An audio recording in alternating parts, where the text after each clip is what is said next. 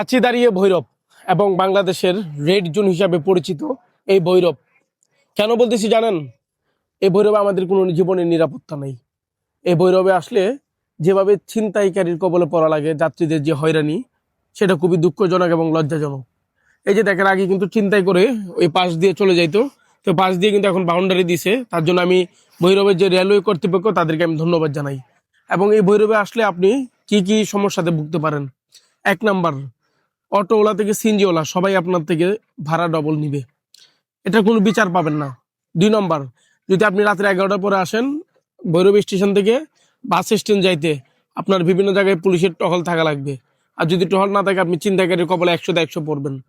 যেটা আজ পর্যন্ত বাংলাদেশের যে প্রশাসন, পুলিশ, তারা এটা নিশ্চিত করতে পারে নাই, মানুষের নিরাপত্তা দিতে পারে নাই, জানমালের নিরাপত্তা দিতে পারে নাই। এই ভৈরবে যদি আসেন, আরো কি কি সমস্যাতে পড়বেন আমি আপনাদেরকে আজকে বলি। এই ভৈরব রেল স্টেশনে আপনার ছিনতাইকারী এই মাথা থেকে ওই মাথা পর্যন্ত যে কোনো সময় আপনাকে অ্যাটাক করতে পারে।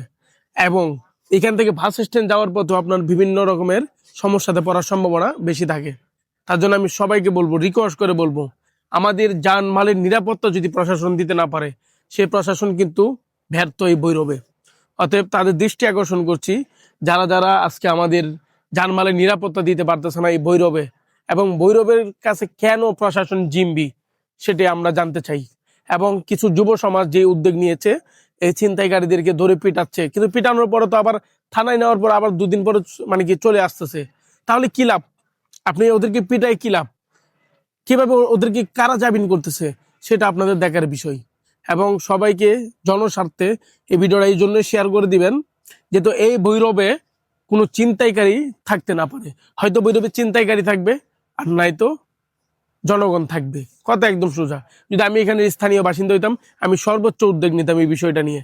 সবাই সুস্থ থাকবেন, ভালো থাকবেন। আল্লাহ হাফেজ।